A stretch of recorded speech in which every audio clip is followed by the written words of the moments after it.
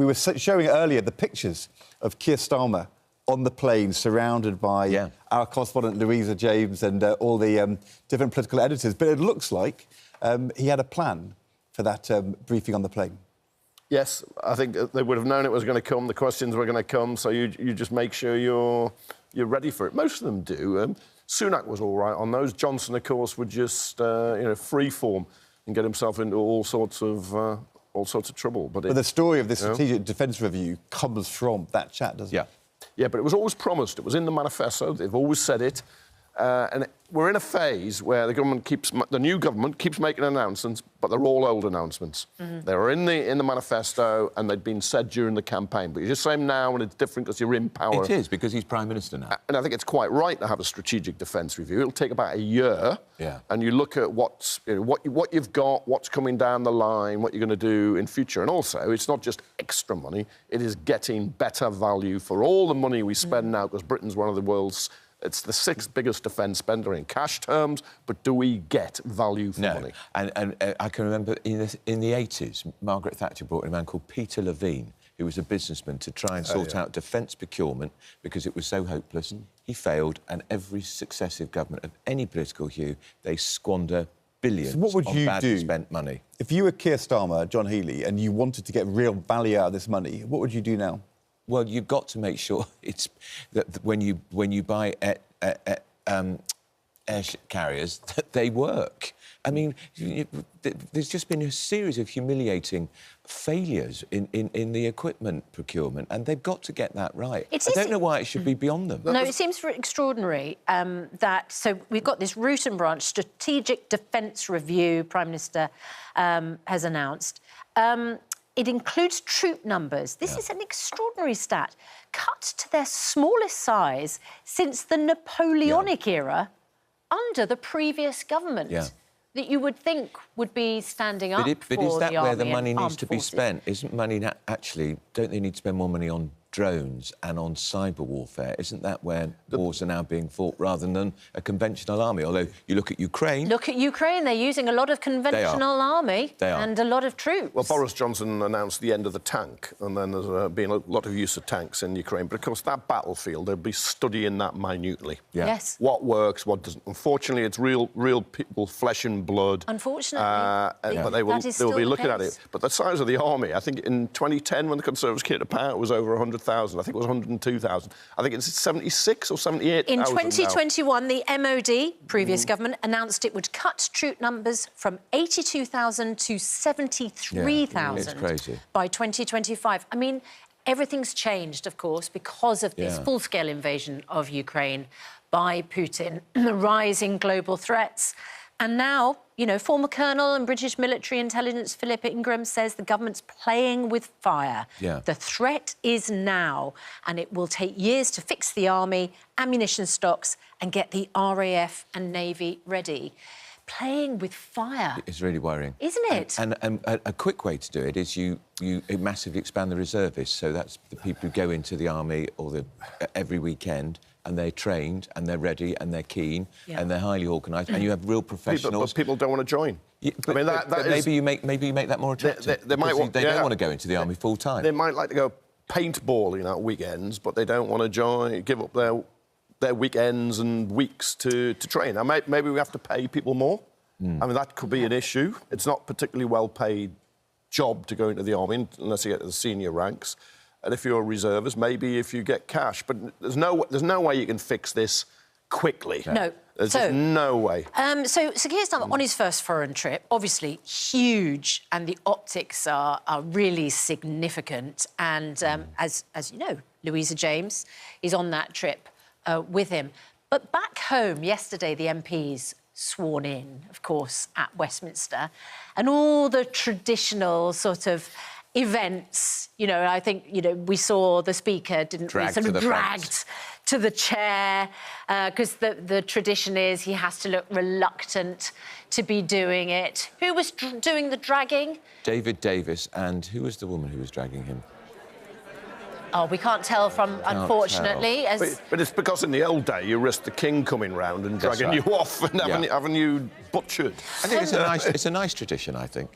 And it's, you know, it's all part of Parliament. But what is completely new, 5 Reform UK MPs arrived yesterday, of course, led by Nigel Farage. We're going to be speaking to Richard Tice this morning. They look like a sort of older boy band, don't they? Yeah. In that photograph. Yeah, but the best behind them already have just arrived. But you wouldn't call them centrist, Dad.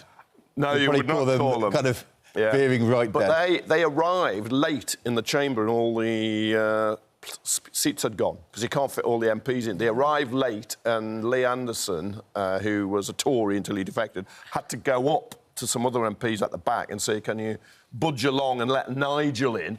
So he could go and sit, because he, as a party leader, would get to make a short speech about the Speaker, which he did. And he chose to sit next to the 4 independent, kind of more left, pro-Gaza, anti-Starmer candidates. It was kind of an interesting decision to get. Is that the horseshoe of politics? That's where the independents tend to sit. Corbyn's over there as well. Corbyn's over there. George Garraway, when he was briefly back for Rochdale, of course, lost at the general. But they don't have he to, sat there.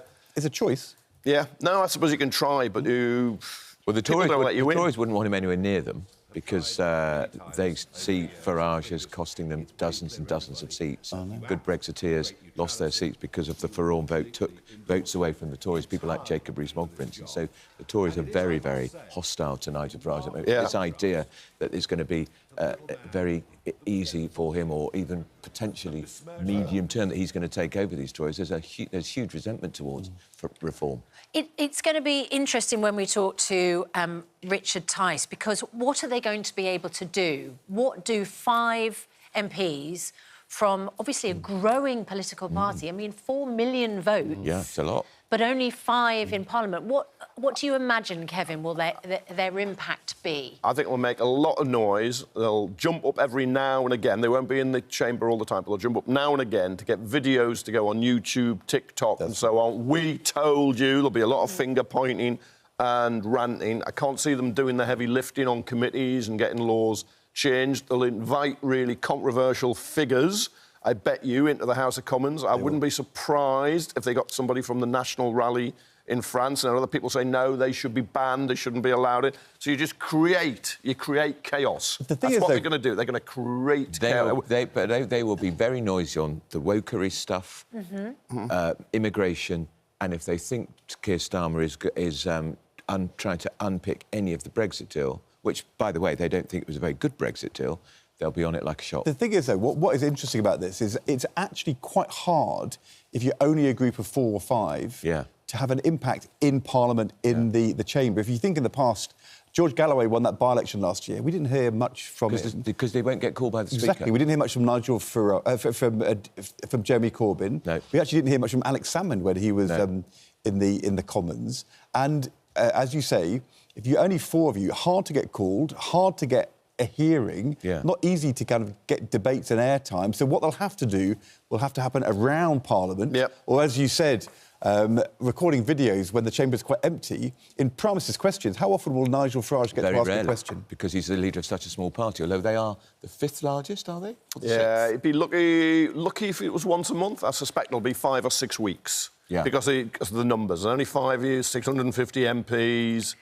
we're going to try to do the quick sum. And when people watch the chamber, the Speaker sits there in his chair, and there's a guy slightly to his left, a man or a woman, who's the clerk. And they have all these lists, and they are meticulous in making sure that who gets called, how often they get called, all reflects the numbers in Parliament. So very hard to break from that. And you'll see Ed Davey, the Lib Dem leader, will get called a lot more often now. Every week, 2 questions. Every week, 2 questions. And whereas before, the SNP were getting called more than him. They'll get far fewer. Because they were the third party. If you're the third party, you get 2... The leader of the third party gets 2 questions every week at Prime Minister's questions. Sorry, I just wanted to give credit to Kat Smith, who was the... is that who it was? Yes, the Labour MP. Sorry, Kat. Yes, sorry, Kat. We didn't recognise you from the pictures that we had. There we go. Along with David Davis performing that ritual of the dragging of the Speaker. Talk about Suella Braverman, who gave a controversial speech on Monday, the National Conservatism Conference in Washington, D.C. She's attacked the flying of the Progress Pride flag and said the Conservative government was part of a group presiding over the mutilation of children. Now, she criticised the Conservatives for, flying a flag which promotes a more inclusive society and allowing children to transition to a different gender. Actually, I don't think children are given this kind of surgery that she's accusing the government of administering, this kind of mutilation. And the use of her language has suggested, for some people, suggests that she will no longer be the front runner or a strong candidate to replace Rishi Sunak. Have we got a clip of what she said, Sam? Here we go. Andrew. The language is terrible. I don't know what she means by the mutilation. I have huge reservations about the way this whole trans thing has become such a big issue, and I worry that kids are far too young to be being talked about their gender. But that language is terrible. I don't think we're talking about kids being mutilated. No, it's inflammatory language. It is. Isn't it? It doesn't help. No. And actually, Suella Braverman is not going to be the next Tory leader. Support for her has drained, and it will now collapse. Yeah. I remember when she talked about immigration, and she used a phrase that the billions of people would be coming here. I mean, she's somebody who exaggerates facts She for loses political her head, effect, isn't she? If you sat next to her on a train, you could probably have a perfectly civilised, very nice, conversation for an hour. But once she gets on politics and gets before an audience, she flips. Yeah. And she becomes a demagogue, and she just loses all sense of reality. She won't be Tory leader because she said they were going to lose 2 days before the election and managed to suppress the Tory vote. But she's gone a bit. I mean, she's talking about hormone replacement therapy, isn't she? That's what she's talking about. But to talk about it as mutilation... Well, but it just doesn't apply to children. No, exactly. So, and the language is just so extreme and insensitive. But it's always more extreme now when they go to America, because you get the Trump plus, really wild crowd, and you can get cheers from them, but also that it's a source of funding. What is the state of the Conservative Party in Parliament now? Because, of course, the way this works is there's a debate about how long the Conservatives will take to choose their next leader. But the way it works is the MPs choose 2 candidates to put to the members, but who the MPs are is really important. Yeah. And because there's a much smaller group of Conservative MPs now, are they more likely to choose a Suella Braverman or a Kemi Badenoch, or less likely to, given who is now in the Parliamentary Conservative Party? So many Tories on the right and the Brexit types lost their seat last week. There are more what we call One Nation Tories, actually, now. I was at a big do, I think, on Monday night, and it was the only issue people were talking about. When do they do it? And people asked me what I thought, and I said, nobody wants to hear from the Tory party right now. You should go away, lick your wounds in private, my view was either Rishi stays as acting leader or they elect a caretaker, somebody who would just hold the fort, maybe for a year.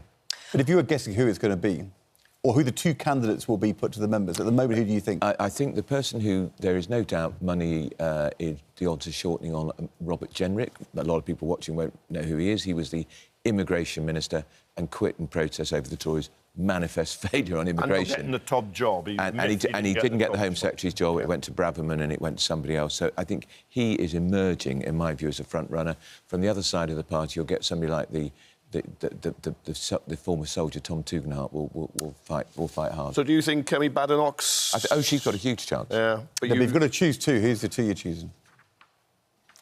I'd probably put Badenoch and Jenrick. Interesting you mentioned Kemi Badenoch, because apparently she's used the first meeting of the Shadow Cabinet to criticise... How do we hear that, then? Rishi Someone leaked it. Sunak. Now, who would have leaked that? Would it be Kemi? Well, we can't. We don't know. We don't know. Who benefits? I always.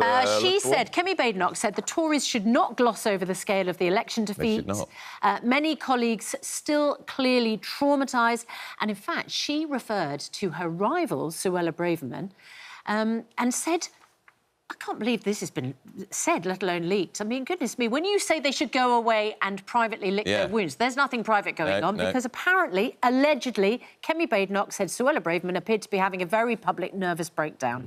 She said that in the Shadow Cabinet? Apparently, look, according to at least one of the papers. Yeah. I was being very careful of what I was saying. They're clearly not taking my advice, are they? But James... To go away and just go and... Because people don't want to hear from them. They lost very heavily. People want the government to have a good chance and get on with what they're doing, and the Tories just go away. But James cleverly in the Times has written saying let's avoid bitter infighting. I think.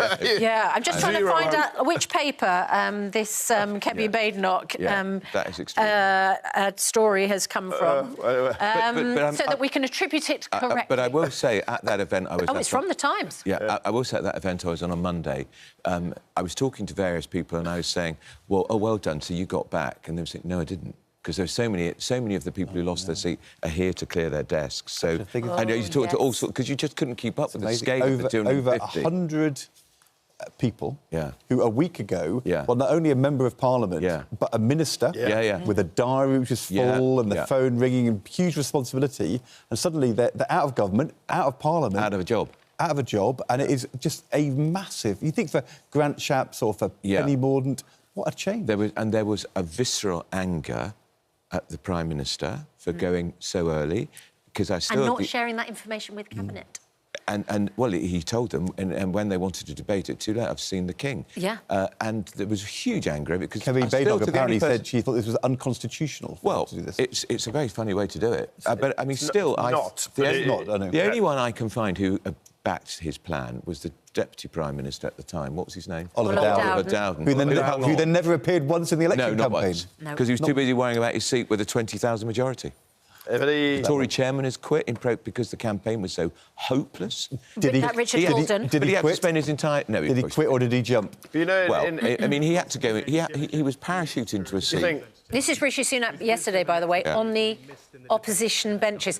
And I wonder if we can hear what he had to say, because actually... He was contrite. I thought it was... I mean, he uses the word humble, and I thought he did look humble. I thought he was very good when he spoke outside number 10 for the last time. He was contrite. Let's have a look at him yesterday in his new role as leader of the opposition. Worst job in politics. I am sorry. We have lost too many diligent, community-spirited representatives whose wisdom and expertise will be missed in the debates and discussions ahead. It is important that after 14 years in government, the Conservative Party rebuilds. So now we will take up the crucial role of His Majesty's official opposition, professionally, effectively and humbly. Humble. Kevin, you look almost sorry for him. Almost. No, he's the author of his own downfall in the end. Yes, there's Johnson and there's Truss and there's the austerity before that finally caught up with the Conservatives' public services. But he was the one who went early for the election. He was the one who ignored all the advice, wait until November, national insurance cuts come through, the economy will recover, interest rates should be cut by then. Labour will get the credit. Yeah, and he didn't, and he went, and he'll be remembered. Jim Callaghan, just to be old, didn't go in 1978, and it was a mistake. He delayed, and Thatcher was ushered in the May of '79.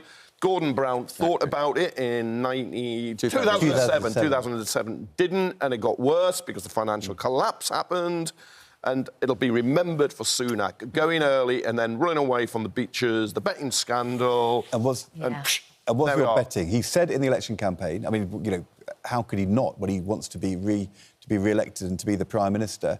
He said in the election campaign he would serve a full term in his seat in North Yorkshire. 4 or 5 more years in Parliament. What's your betting? Do you think he will, or will he follow the lead of David Cameron? I think he will, actually. And Tony Blair. And I'm told he says he wants to do the right thing by the party now, which is he could have just said, I'm off. And I don't think he will. And I think he should hold it together because he's caused this catastrophe. I thought if you take your party into an election and it loses power, you should stay there and help it through the next 4 or 5 years. I've changed my mind on that, actually. I think, and I saw it with Tony Blair and David Cameron, because you can't do anything. You'll just be accused of being a backseat driver. Every time you make a speech, you'll be looking for you criticising your successor. Ted Heath was always a running sore for Margaret Thatcher. Longest sulk in history, it was described as.